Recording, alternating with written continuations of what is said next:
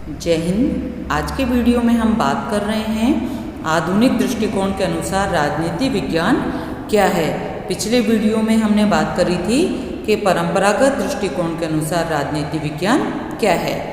आधुनिक दृष्टिकोण के प्रमुख प्रतिपादक हैं, उनमें David Easton, Robert Dahl, Charles Merriam, Catlin Lasswell आदि के नाम प्रमुखता से लिए जाते हैं।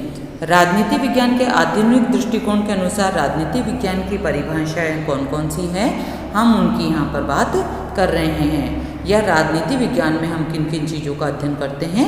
नंबर 1 है राजनीति विज्ञान क्या है, मानवीय क्रियाओं का अध्ययन करना है। राजनीति विज्ञान के इस दृष्टिकोण के अनुसार मनुष्य के राजनीतिक व्यवहार और उसकी क्रियाओं का अध्ययन करना ही राजनीति विज्ञान है। कैटलिन डेफिनेशन देते हैं कि राजनीति विज्ञान संगठित मानव समाज से संबंधित है। दूसरा है राजनीति विज्ञान शक्ति का अध्ययन है। पावर का अगर हमने अध्ययन कर लिया तो राजनीति विज्ञान कंप्लीट हो जाता है, कुछ विद्वान ऐसा मानते हैं। Charles Merriam, Lasswell, Catlin, Weber, Morgenthau आदि मानते हैं कि शक्ति एक बुनियादी अवधारणा है जिसे राजनीति विज्ञान से अलग किसी भी कंडीशन में नहीं किया जा सकता, इसलिए राजनीति विज्ञान शक्ति का विज्ञान है।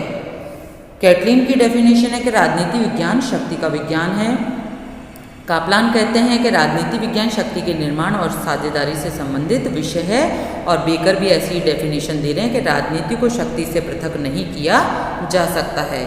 थर्ड है राजनीति विज्ञान राजनीतिक व्यवस्था का अध्ययन है, मतलब सिस्टम थ्योरी इसमें हम काउंट कर रहे हैं। इस दृष्टिकोण के प्रमुख समर्थक है आमंड और ईस्टन, जिसे आप पॉलिटिकल सिस्टम चैप्टर में आगे पढ़ेंगे डिटेल से। इस दृष्टिकोण के समर्थकों के अनुसार संपूर्ण सामाजिक व्यवस्था है और इस व्यवस्था और उपव्यवस्था का अध्ययन करना राजनीति विज्ञान में अनिवार्य है, इसलिए राजनीति विज्ञान राजनीतिक व्यवस्था का अध्ययन करना हो जाती है। फोर्थ है राजनीति विज्ञान डिसीजन मेकिंग का वो भी अध्ययन है। डिसीजन मेकिंग को भी हम यहाँ पर इंक्लूड कर रहे हैं। सरकार के जितने भी कार्य होते हैं वो होते हैं नीति निर्माण से रिलेटेड, इसलिए जितनी भी निर्णय प्रक्रिया है उसका अध्ययन हम राजनीति विज्ञान में करते हैं, जैसा कि हर्बर्ट साइमन बता रहे हैं, लासवेल बता रहे हैं। इस प्रकार से राजनीति विज्ञान किन किन चीज़ों का अध्ययन हुआ, ये राजनीतिक व्यवस्था का अध्ययन हुआ, निर्णय का अध्ययन हुआ, यहाँ पर ये मनुष्यों का अध्ययन हो गया और शक्ति का अध्ययन हो जाता है। अब बात करते हैं कि राजनीति विज्ञान है जो आधुनिक है उसकी अध्ययन पद्धतियाँ कौन सी थी। पिछले वीडियो में हमने पढ़ी थी कि परंपरागत की कौन सी थी, तो वो तुलनात्मक थी, ऐतिहासिक थी, निगमनात्मक थी। हम यहाँ बात कर रहे हैं आधुनिक की। नंबर 1 है समाज वैज्ञानिक पद्धति है।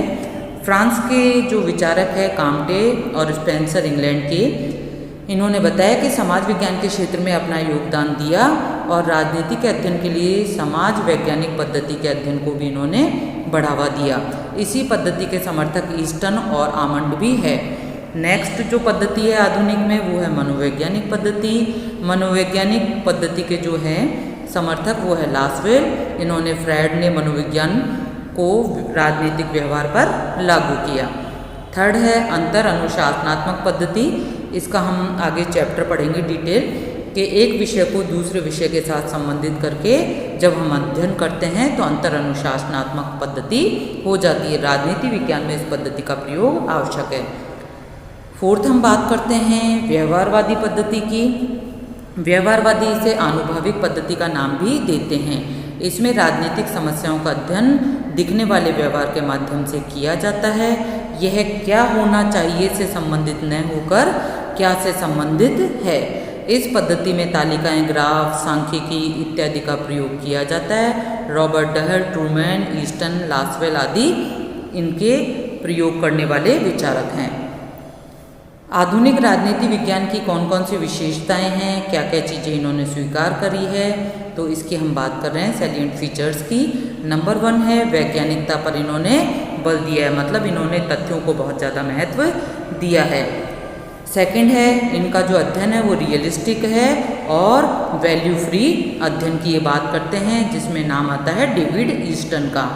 थर्ड है अध्ययन क्षेत्र में गुणात्मक परिवर्तनों की ये बात करते हैं। राजनीति विज्ञान में गुणात्मक परिवर्तन बहुत ज़्यादा आवश्यक हो जाते हैं। फोर्थ है मूल्य मुक्त अध्ययन, मतलब ये वैल्यूज को हटाकर सारा अध्ययन करते हैं, क्योंकि प्रत्येक व्यक्ति के अपने मूल्य होते हैं और अगर अध्ययन मूल्यों से युक्त हो जाएगा, मूल्य आ जाएंगे तो अध्ययन वास्तव में न्याय युक्त नहीं बन पाएगा, इसलिए मूल्य मुक्त अध्ययन की ये बात करते हैं।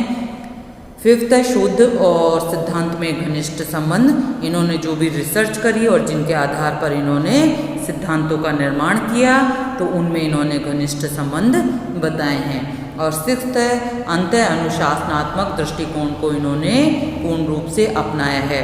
व्यक्ति के संपूर्ण राजनीतिक व्यवहार को समझने के लिए आवश्यक हो जाता है कि राजनीति अन्य जो भी विषय है उनसे सहयोग प्राप्त करे। जैसे कि अगर पॉलिटिकल साइंस की बात करते हैं तो उसे हिस्ट्री से सहयोग प्राप्त करना चाहिए, अगर हिस्ट्री की बात करते हैं तो वो ज्योग्राफी से रिलेट होती है या साइकोलॉजी से रिलेट होती है।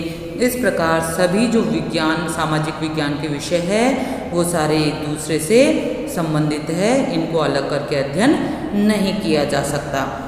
अब हमने देखा कि जो परंपरागत राजनीति विज्ञान था वो क्या कह रहा था, उसकी अपनी विशेषताएं थी, आधुनिक है उसकी अलग विशेषताएं हैं। इस प्रकार से इन दोनों में जो मेन अंतर है वो आपके सामने आ गया है, ये आपको समझना है। आज के वीडियो में इतना ही। Thank you. जय हिंद।